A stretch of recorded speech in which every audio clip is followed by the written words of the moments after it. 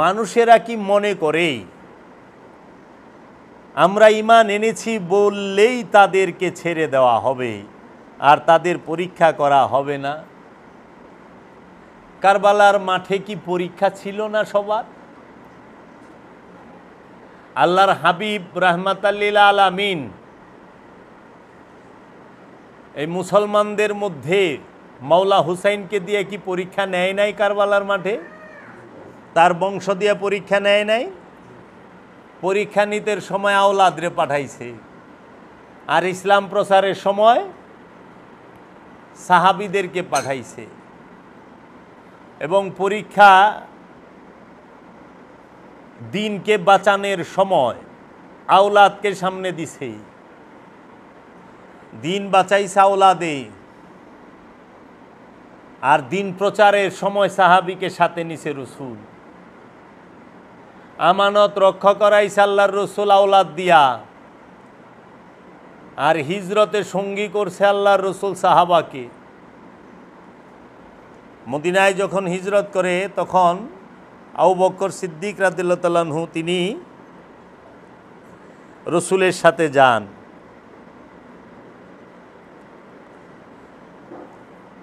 আল্লাহ এবং আল্লাহর রসুলের আনুগত্য করতে বলা হয়েছে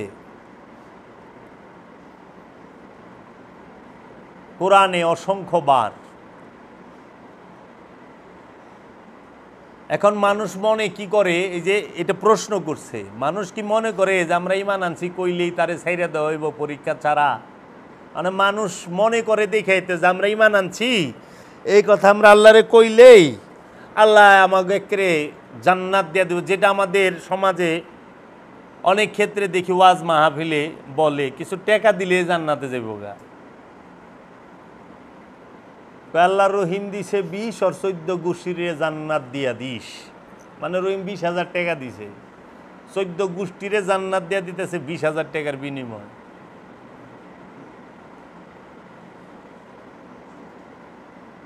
তাই যখন এই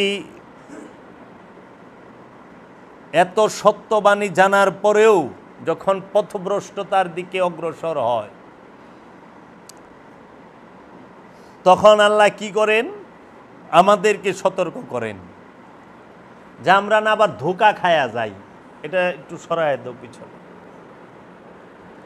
আমরা না আবার ধোঁকা খায়া যাই। কেন ধোঁকা কিভাবে খায়? যখন হুবহু দেখতে একই রকম হয়। মেকআপে ধোঁকা খায় না? মেকআপ কইরা আইছে, সেই সুন্দর লাগতাছে, পরের দিন যখন মেকআপ ছাড়া দেখছে কয় না আমি তো এইরকম দেখি নাই, আমি তো এটা নেব না। তো তিনটা জিনিস থাকে, একটা হলো বিউটি, একটা হলো কোয়ালিটি, আর একটা হলো reality. Beauty, quality, reality. Beauty সৌন্দর্য, কোয়ালিটি মানে গুণগত মান গুণ, রিয়ালিটি মানে সত্যতা বাস্তবতা। এখন জিঞ্জিরের মাল বিউটি থাকে, ওইটার কোয়ালিটিও নাই রিয়ালিটিও নাই। চায়নার মালে আবার কিছুটা কোয়ালিটি আছে রিয়ালিটি নাই, কিন্তু জাপান আর জার্মানের মালে খুব ভালো বিউটিও আছে, কোয়ালিটিও আছে, রিয়ালিটিও আছে। কারবালার প্রান্তরে আমরা যখন তাকাই, যারা দুর্বল, যাদের সূক্ষ্ম দৃষ্টি নাই, সূক্ষ্ম থেকে সূক্ষ্ম দৃষ্টি নাই, তারাও ভুলে এজিদরে রাদিয়াল্লাহু তাআলা আনহু কয়, মুআবিয়ারও রাদিয়াল্লাহু তাআলা আনহু কয়। এজিদরে যারা রাদিয়াল্লাহু তাআলা আনহু বলে তাদের উপরে সবচেয়ে বড় লানত। কারণ তারা এজিদরে দেখে যে এজিদ নাকি বলে 100 রাকাত নফল নামাজি পড়তো। এক পীর সাহেবের ওয়াজে শুনছিলাম, মানে মৌলবী পীর সাহেব, চরমুনায়ের এক পীর সাহেবের ছেলের মুখে শুনছিলাম যে এজিদের গুণের বলে শেষ নাই। এজিদ বলে 100 রাকাত নামাজ পড়তো, খালি নফলই দিনে, ঘুমাইতো কোন সময় বেচারা। তারপর আবার ফরজ 5 ওয়াক্তে আছে 17 রাকাত, সুন্নত লইয়া নফলে আরও অনেক। তো ডেলিতে 150 রাকাতের মতো খালি এজিদ মনে নামাজই পড়তো।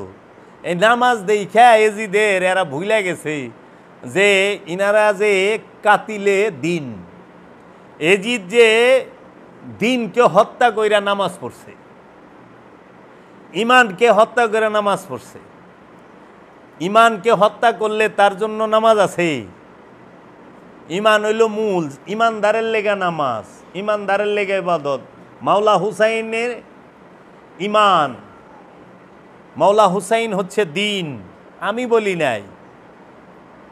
এই অখণ্ড ভারতে যিনি 4 কোটি মানুষের মধ্যে 92 লক্ষ মুসলমান বানিয়েছেন, সেই সুলতানুল হিন্দ খাজা বাবা বলছেন, জানে মান্নে সারাম, আমি আমার জীবনকে উৎসর্গ করে দিছি বা নামে হুসাইন, ইমাম হুসাইনের নামের উপরে, ইমাম হুসাইন আলাইহিস সালামের নামের উপরে।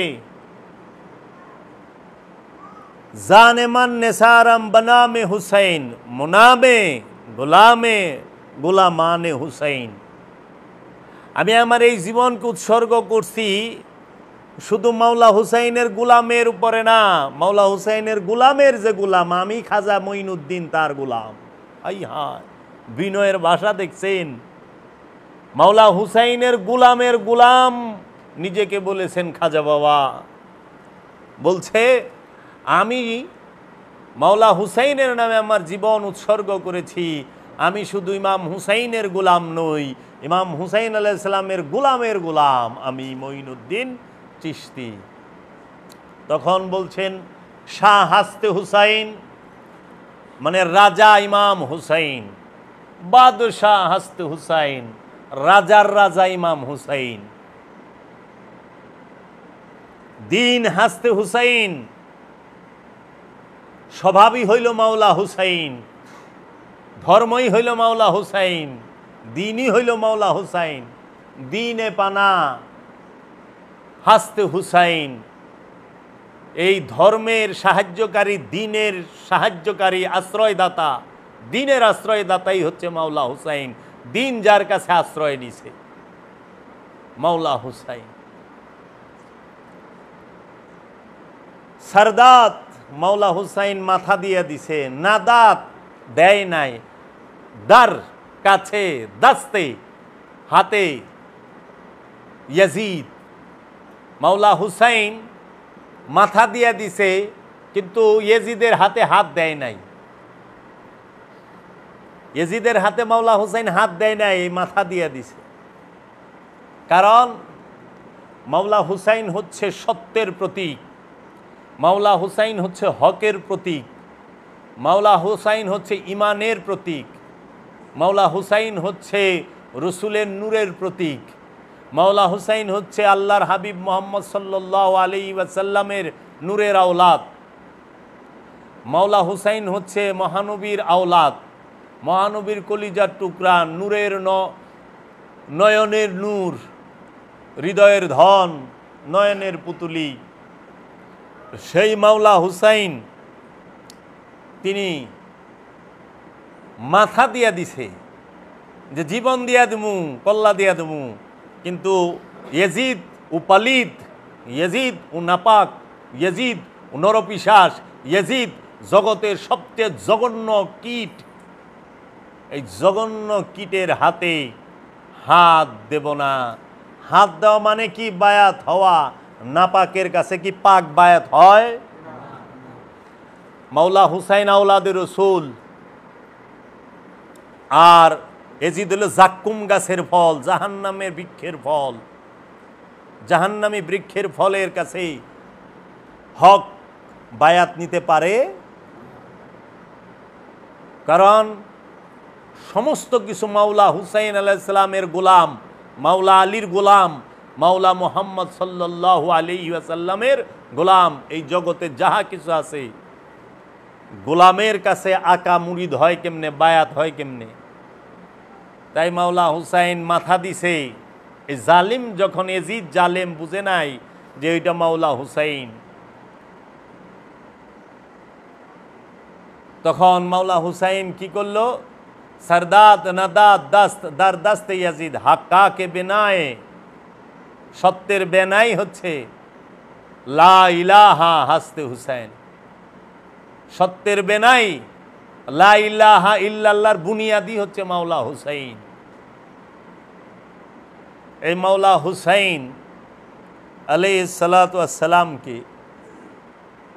আল্লাহর হাবিব ভালোবাসতেন। মাওলা হুসাইন আলাইহিস সালাতু ওয়াস সালাম তিনি আগমন করেন আল্লাহর হাবিবের কন্যা মা ফাতেমার গর্ভে এবং মাওলা আলীর ঘরে। আল্লাহর হাবিব যখন মক্কা থেকে মদিনা হিজরত করেন, এই মক্কা থেকে মদিনায় হিজরতের সময় 14 দিন সময় লাগে। কত বছর বয়সে হিজরত করেন? মহানবী এই অষ্টম 52 বছর বয়সে মদিনায় হিজরত করেন মক্কা থেকে।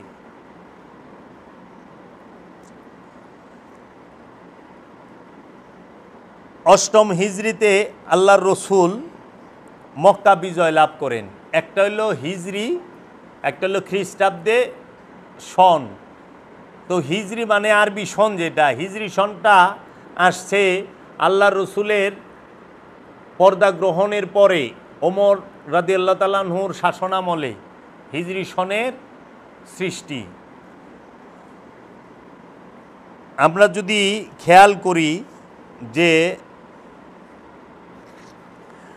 আল্লাহর রসুল 610 খ্রিস্টাব্দে নবুয়ত প্রকাশ করেন। কত খ্রিস্টাব্দে? 610 খ্রিস্টাব্দে আল্লাহর রসুল নবুয়ত প্রকাশ করেন।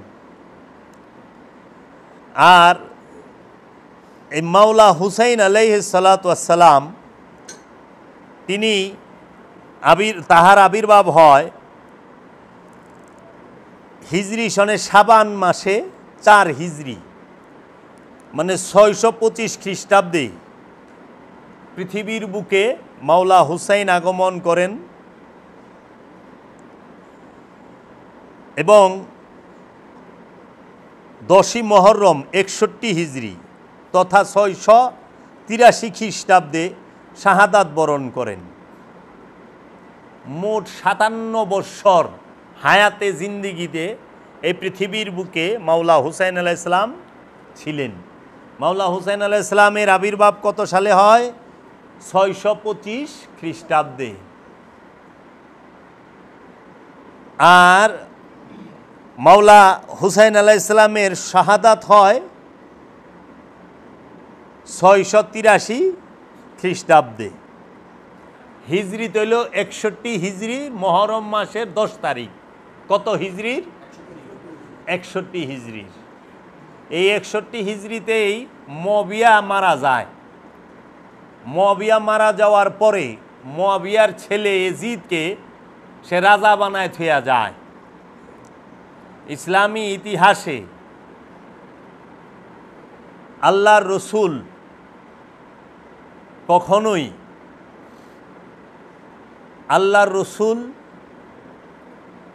কখনোই রাজনৈতিক যে প্রচার প্রসার এটা করেন নাই। আল্লাহর রসুল রাজনীতি করার জন্য আসে না। আল্লাহ কোরআনেই বইলা থইছে যে আমি রসুল পাঠাইছি তোমাদেরকে আয়াত তিলাওয়াত করে শোনানোর জন্য, তোমাদের নফসকে পবিত্র করার জন্য, তোমাদেরকে কিতাব শিক্ষা দিবে, তোমাদেরকে হিকমত দান করবে, পবিত্র বস্তুকে হালাল করে দিবে, হালাল এবং অপবিত্রকে হারাম করবে। এই জন্য রসুলের আগমন, নবীর আগমন হয়। ইয়া আইয়ুহান নবিয়্যু ইন্না আরসালনাকা শাহিদাও ওয়া মুবাশশিরাও ওয়া নাযীরা ওয়া দাইয়ান ইলাল্লাহি বিইজনিহি ওয়া সিরাজাম মুনীরা। নবী আছেন। ইয়া আইয়ুহান নবী, হে আমার নবী, ইন্না আরসালনাকা, আমরা আপনাকে প্রেরণ করেছি, শাহেদা, সাক্ষী রূপে, মুবাশশিরা, সুসংবাদ দানকারী, ওয়া দাইয়ান, শাহেদা, মুবাশশিরা, তারপরে শাহেদা মানে সাক্ষীদাতা, মুবাশশিরা মানে সুসংবাদদাতা, নাজিরা মানে সতর্ককারী, দাইয়ান ইলাল্লাহ, আল্লাহর দিকে দাওয়াত দেনেওয়ালা, এবং আপনি হচ্ছেন প্রজ্বলিত সূর্য এবং বাতি। তো তো রসুলের আগমন হয় এর জন্য। রসুল এবং নবীর আগমন কোরআনে স্পষ্ট বলে দিয়েছে কেন হয়েছে। যাহারা কোরআনকে বাদ দিয়ে নিজের স্বার্থ হাসিলের জন্য, উদ্দেশ্য হাসিলের জন্য উমাইয়া আব্বাসিয়াদের বানানো হাদিস দিয়ে প্রমাণ করতে চায় রসুল রাজনীতি করতে এসেছেন, রসুল রাজনীতি করতে চেয়েছেন, রসুল রাষ্ট্র গঠন করেছেন, তাহাদের ওইটা বলার মানে হইল তাহারা রসুলের দোহাই দিয়া কি ধর্মের দোহাই দিয়া ক্ষমতায় যাইবার চায়। ইসলামের ভিতরে রাজনীতি নাই, কিন্তু রাজনীতির মধ্যে ইসলাম আছে, থাকে। কারণ অনেক রাজনীতিবিদ ধর্মভীরু হয়, খোদাভীরু হয় এবং ধার্মিক হয়, সচ্চরিত্রের অধিকারী হয়। রাষ্ট্র পরিচালনা, একটা রাষ্ট্রে জাতি ধর্ম বর্ণ নির্বিশেষে বিভিন্ন ধর্মের, বিভিন্ন গোত্রের, বিভিন্ন জাতের মানুষ থাকে। তো যাহারা বলেন যে ইসলামী শরিয়ায় রাষ্ট্র চালাবেন, তারা কিভাবে হিন্দুর উপরে ইসলামী শরিয়া চালাইব? এর জন্য রাষ্ট্রের জন্য ধর্ম না, ওটা হলো এজিদের লেগা। এজিদ কয় রাষ্ট্রের জন্য ধর্ম, আর আল্লাহর রসুল কইছে ব্যক্তির জন্য ধর্ম। ধর্ম হইল ব্যক্তির, কারণ রাষ্ট্রের মধ্যে অনেক কিছু আছে, মানুষ আছে, জিন আছে, পশু পাখি, গাছপালা, তরুলতা সব আছে। এখন রাষ্ট্রের জন্য যদি ধর্ম হয় তাহলে তো সবাইরে ধর্মর ভিতরে আনন্দ লাগবে। আর ব্যক্তির জন্য ধর্ম হয়, আর সবাই মুসলমান হয়ে গেলে তো আল্লাহর পরীক্ষা থাকে না। আপনি সবাইরে জোর করে মুসলমান বানাইবেন? আল্লাহ যে কইল আমি যাকে খুশি তাকে হেদায়েত দেই, আমি যাকে খুশি তাকে পথভ্রষ্ট করি, আমার ইচ্ছা ছাড়া একটা মানুষও হেদায়েত পাবে না এবং একটা মানুষ মৃত্যুবরণও করবে না। তাহলে এই আয়াতগুলার কি হবে? এই মবিয়াই কাম করলো। কি করলো? ধর্মের দোহাই দিয়া খেলাফত, আল্লাহর রসুল কি করলেন? দিন প্রচার করলেন। আল্লাহর রসুল কখনোই কারোর উপরে যুদ্ধ করতে যায় নাই। আল্লাহর রসুল যুদ্ধ এড়ানোর জন্য মক্কায় তার পিতা, বাপ দাদার সহায় সম্পদ, পৈতৃক সম্পদ ফালাই থুইয়া রক্তপাত চায় না, এর জন্য মদিনায় গেল 600-700 মাইল দূর। এই মদিনায় আবার এরা গেছে রসুলরে হত্যা করার লেগে। এরা রসুলের উপরে হামলা করছে, রসুল কারোর উপরে যা হামলা করে নাই। কারণ রসুল সার্বজনীন, রসুলের কাছে সবাই নিরাপদ। রসুল তো মুনাফিকরও তার সাথে রাখছে। রসুলের সাথে মুনাফিক থাকে নাই? তো সূরা মুনাফিকুন নাজিল হইল কেমনে? মুনাফিকেরা নামাজ পড়ে, কোরআনেই আছে, খেয়াল করেন। মুনাফিকেরা সলাতে দাঁড়ায় অলস ভরে, মুনাফিকরাও নামাজ পড়ে, কোরআন কয়ে দিচ্ছে, কোরআনের আয়াত। তো এই মহানবীর এই দিন, মহানবীর ইন্তেকালের পরে খোলাফায়ে রাশেদিন যারা খলিফা হইলেন, তারা একের পর এক সেই দিন প্রচার এবং রাষ্ট্রের উন্নয়ন, অবকাঠামোর উন্নয়ন করলেন। যখনই মহানবী এই খোলাফায়ে রাশেদিনের 30 বছর শেষ, এই যেরকম আমার এখানে আছে, মহানবী 8ম হিজরিতে মক্কা বিজয় করেন। কত হিজরিতে মক্কা বিজয় লাভ করে? 8ম হিজরিতে। 10ম হিজরিতে মহানবী হজ পালন করেন। কয় হিজরিতে মক্কা বিজয়? 8ম, 2 বছর পরে বিদায় হজ 10ম হিজরিতে। 10ম হিজরির 18ই জিলহজ ঈদে গাদির, মাওলায়াত এবং রেসালাতের যে আপনার প্রকাশ এবং মাওলায়াত রিসালাতের যে ঘোষণা সেটা 10ম হিজরির 18ই জিলহজ গাদিরে খুমে অনুষ্ঠিত হয়। তারপরে আল্লাহর রসুল 11 হিজরি তে পর্দা গ্রহণ করেন। 11 হিজরির রবিউল আউয়াল মাসের 1 তারিখে, বুঝছেন, আল্লাহর রসুল পর্দা গ্রহণ করেন 632 খ্রিস্টাব্দে। এবং এই 11 হিজরিতেই মা ফাতেমাও শাহাদাত বরণ করেন। এই 11 হিজরিতেই রসুল যে বছর ইন্তেকাল করছে রবিউল আউয়াল মাসে, রবিউল সানি, জামাতুল্লাহ, জামাতুল সানি, রজব, শাবান, রমজান, জিলকদ, জিলহজ, এই 8 মাস থাকে আল্লাহ রসুলের ইন্তেকালের পরে। কিন্তু আল্লাহ রসুলের ইন্তেকালের 6 মাসের ভিতরে 11 হিজরিতে মা ফাতেমা শহীদ হয়। মা ফাতেমা কত হিজরিতে শহীদ হয়? 11 হিজরিতে। কারা করে? মা ফাতেমাকে শাহাদাত করে একদল পথভ্রষ্ট এই রসুলের সাহাবী। তারাই মা ফাতেমার ঘরে গেছিল মাওলা আলীকে গ্রেফতার করে আনার জন্য। ওইখানে ধস্তাধস্তিতে আঘাতে মা ফাতেমা শাহাদাত বরণ করে। কত হিজরিতে? 11 হিজরিতে। মাওলা আলী কারামাল্লাহু ওয়াজহু মা ফাতেমাকে গোসল দেন এবং মা ফাতেমার খাট ধরার জন্য 4 জন পুরুষ মানুষ ছিল না, একজন নারী অংশ নিয়েছিল। মা ফাতেমার শাহাদাতে একটা খাট ধরতে 4 জন মানুষ লাগে না? লাশের খাটটা ধরতে এক পাশে মাওলা আলী, এক পাশে মাওলা হাসান হুসাইন, আরেক পাশে বুড়া হজরত সালমান ফার্সি, আরেক পাশে মা ফাতেমার কাজের মেয়ে, মা ফাতেমার দাসী ফিজ্জা, হজরত ফিজ্জা রাদিয়াল্লাহু তাআলা আনহু। মা ফাতেমাকে কোথায় রাখা হয়েছে আজ পর্যন্ত কেউ স্পষ্ট না, সেটা মাওলা আলী এবং তার পরিবারবর্গ এবং তারাই জানে। 11 হিজরিতে মা ফাতেমা শাহাদাত।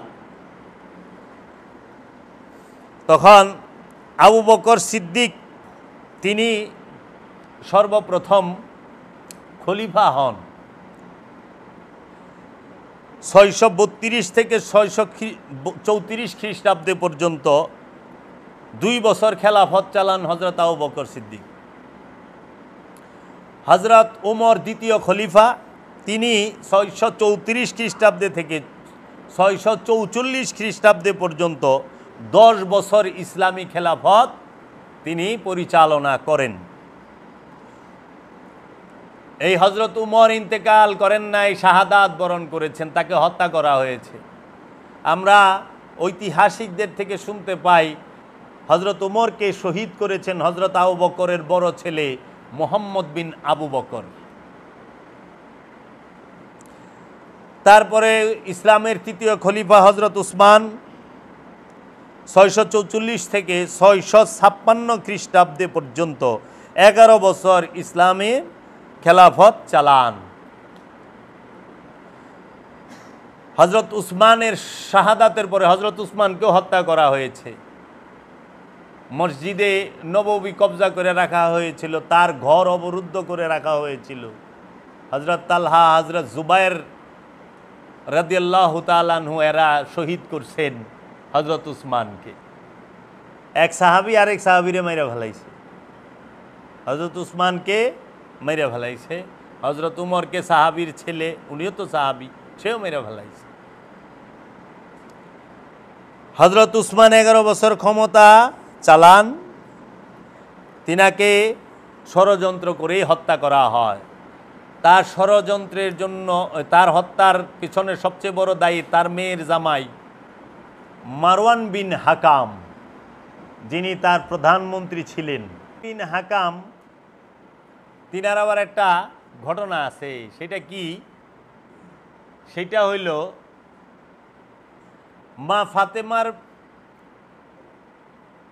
মা ফাতেমাকে মহানবী একটি বাগান লিখে দিয়েছিলেন, তাকে বলা হয় ফদক, বাগে ফিদাক।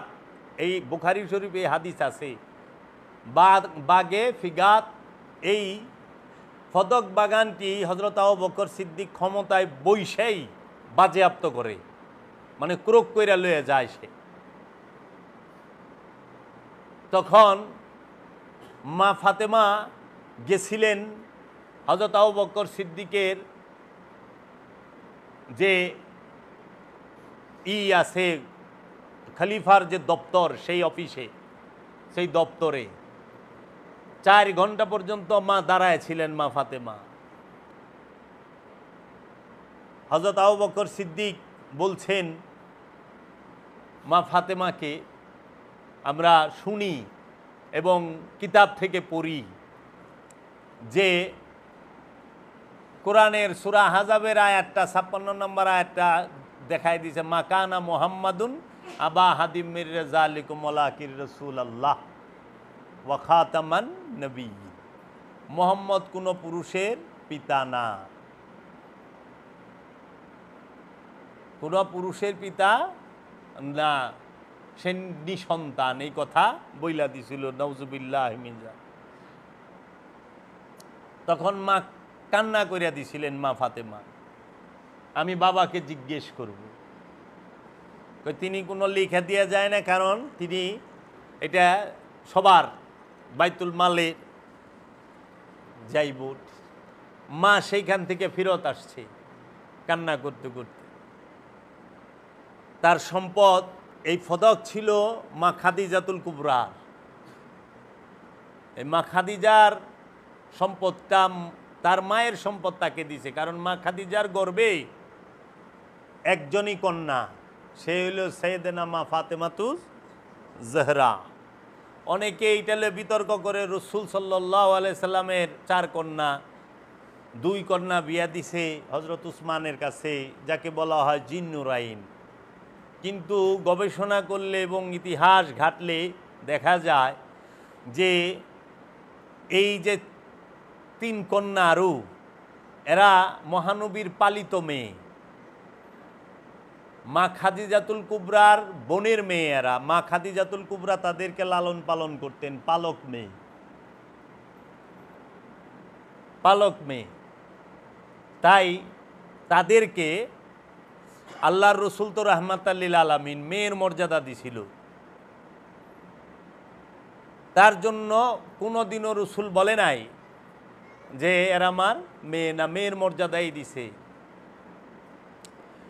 আরবিয়ানরা বাবা কইলে খুব খুশি হয়, আরবের রীতি অন্যরকম, বাচ্চাদেরকে খুব আদর করে পালে, অন্যের বাচ্চারেও পালে। তো অনেকে জিজ্ঞেস করছে এইরকম, আমাকে একজন আমাদের এলাকারও জ্ঞানী মানুষ জিজ্ঞেস করছে, আপনি যে কথাটা বললেন আমার সাথে আপনি একটু দ্বিমত থাকতেই পারে। আপনি যে বললেন মা ফাতেমা রসুলের একমাত্র কন্যা, আমি বলছি মা ফাতেমা তুজ জহরা আলাইহিস সালাতু ওয়াস সালাম আল্লাহর রসুলের ঔরসের রক্তের ব্লাডের একমাত্র কন্যা, মা খাদিজার গর্বের, মা খাদিজার গর্বের। তো মা খাদিজার গর্বের, আপনি বসেন, আনলে ওইদিকে যায় বসেন, মা খাদিজার গর্বের একমাত্র কন্যা। এখন বলে যে না আরও তো আছে। ওই তো জিজ্ঞেস করছি, আপনি দুনিয়ায় একজন পীর সাহেব বাইর করেন, যারা নিজেদেরকে পীর বলে দাবি করেন, যে তাহারা বলুক যে আপনি যে তারা জিজ্ঞেস করেন আপনি সৈয়দ, আপনারা তো সৈয়দ লেখেন না, হ্যাঁ অলি না, তো অলি কার ঘর থেকে আসছেন আপনারা? আপনারা নবীর যে বংশধর, কার ঘর থেকে আসছেন? দেখবেন নাম কইব আমরা তো আসছি মাওলা হাসান হুসাইনের বংশধর থেকে, আমাদের পূর্বপুরুষ সব নবী বংশে। যেমন বাংলাদেশে অনেক নবী বংশের লোক পাওয়া যায়, বলে আমরা নবী বংশের এত নম্বর পুরুষ আমরা। জিজ্ঞেস করেন আপনারা কি হযরত উসমানের ঘর থেকে আইছেন? কইব না না না, আমরা মাওলা হাসান হুসাইনের বংশধর। ও তাহলে আরও যে মেয়েরা আছে ওই ঘরেও তাওলাদ আছে, এদের একটু নামটা বলেন তো। যেই কথা জিগায় তারই জিগান যে ওনাদের নাতি নাতকুরের নাম বলেন, কয়ে পারবো না। আচ্ছা দেওবন্দি বড় বড় আলেম যারা নিজেদেরকে নবী বংশ বলে দাবি করে, হুসাইন ইবনে মাদানি তারে জিজ্ঞেস করেন যে আপনি কার ঘর থেকে আসছেন, নবীর যে বংশ। এও কইব আমরা মাওলা হাসান মাওলা হুসাইনের ঘর থেকে, হযরত হুসাইন রাদিয়াল্লাহু তাআলা হাসান রাদিয়াল্লাহু তাআলার ঘর থেকে, আমাদের পূর্বপুরুষ তারা। তাহলে মা ফাতেমার ঘরেই তো যায় সবাই। ওহাবিও কয় আমি মা ফাতেমার ঘর থেকে আইছি, কিন্তু এজিদের প্রেম দিয়ে হৃদয় বুঝাই। মাওলা হুসাইনের এত নাম্বার বংশধর, নবীর বংশধর, নবীর বংশ তো মাওলা হুসাইন মাওলা হাসান থেকে আসছে। অন্য কেউর ঘরের থেকে আইলে তো নবীর বংশ হয় না। তাহলে নবীর বংশ যদি হন, দাবি করেন অমুকেরে, দাবি করেন মাওলা হুসাইনের ঘরের থেকে আপনি আসছেন, আবার এজিদ রাদিয়াল্লাহু তাআলা আনহু কোন কেমনে হয়? এজিদের ঘর থেকে তো অলি হয় না। এজিদের ঘর থেকে অলি হয়? এজিদের ঘর থেকে অলি হওয়ার কোনো চান্স আছে না। এজিদের ঘর থেকে মৌলভী সাহেব হয়। কারণ ওই যে কিছুক্ষণ আগে বাবা জাহাঙ্গীরের লিখিত এই কিতাবটি পড়ো, ফকিরের গোপনেরও গোপন কথা এখানে পাইবা, যে ইয়েজিদ এবং এই কারবালাও মবিয়া, এই বইটা পড়া দেখবেন। এই দুইটা বই পড়েন, বাবা জাহাঙ্গীরের লিখিত, সৈয়দ গোলাম মুর্শেদ সাহেবের লিখিত বিষাদ সিন্ধু পড়েন, অনেক কিছু পাবেন। শরীফুল ইনসান পড়েন, পাবেন। আপনি দেখেন ৭০,০০০ মসজিদ নির্মাণ করছে কে? মবিয়ার আমলে। ৭০,০০০ মসজিদের ৭০,০০০ ইমাম একসাথে জুমার খুতবায় আলে রসুলরে গালি দিত। আচ্ছা, আমরা তো আহলে সুন্নাত ওয়াল জামাত, আমরা সুফি, আমরা আল্লাহর ওলির প্রেমিক, তাই না? আহলে সুন্নাত ওয়াল জামাত, আহলে সুন্নাত ওয়াল জামাত আছেন, ওয়াহাবিরা আছে। জুমার যে খুতবা পড়ে, এই জুমার খুতবার মধ্যে ওয়াহাবি খারিজি যারা, তারা কি পড়ে? আল হাসান ওয়াল হুসাইন শাবাবে আলিল জান্নাহ পড়ে না? তাইলে অন্য মেয়েদের নাতিনাত করে নাম কয় না কে? মাওলা হাসান হুসাইনের নাম কয় কে? এই খুতবা লিখলো কি? মাওলা হাসান হুসাইন যে নবীর নূরের বংশ, এটা তো আমরা খুতবায়ও পাই। আল হাসান ওয়াল হুসাইন শাবাবে আলিল জান্নাহ ও ফাতেমাতু সাইয়্যিদাতুন নিসাই আহলিল জান্নাহ, তাই না? অন্য 3 মেয়ের নাম কর না কে? ও হাবি, আপনারা যারা আমাদেরকে বলেন যে আপনি যেই কথা, তা খুতবার মধ্যে অন্য 3 মেয়ের নাম লিখলেন না কেন? আল্লাহ রসুলের অন্য 3 মেয়ের ঘরের নাতিনাত করেন নাম লিখলেন না কেন? কেন মা ফাতেমার নাম বললেন, মাওলা আলীর নাম বললেন, আর অন্য 3 খলিফার নাম বললেন, এবং মাওলা হাসান হুসাইন এবং মা ফাতেমার নাম বললেন নাকি গো বাবা? এর লেগা কই যে রসুল সাল্লাল্লাহু আলাইহি ওয়াসাল্লামের 4 কন্যার মধ্যেই 3 জনই পালিত ছিলেন। কারণ আল্লাহর রসুল সাল্লাল্লাহু আলাইহি ওয়াসাল্লামের আমরা যদি জীবনীটা গবেষণা করি, আমরা দেখব মহানবী 27 বৎসর পর্যন্ত মা খাদিজার সাথে ঘর সংসার করছে, দ্বিতীয় কোনো স্ত্রী গ্রহণ করে নাই। মহানবীর যে দ্বিতীয় স্ত্রী, সেও মা খাদিজার সেম এইজের, বয়সের। তারপরে যে মহানবীর কাছে আইনা হযরত আবু বকর সিদ্দিক তার মেয়ে মা আয়েশাকে এখানে সেবা করার জন্য দিয়ে যান, বিবাহ দেন।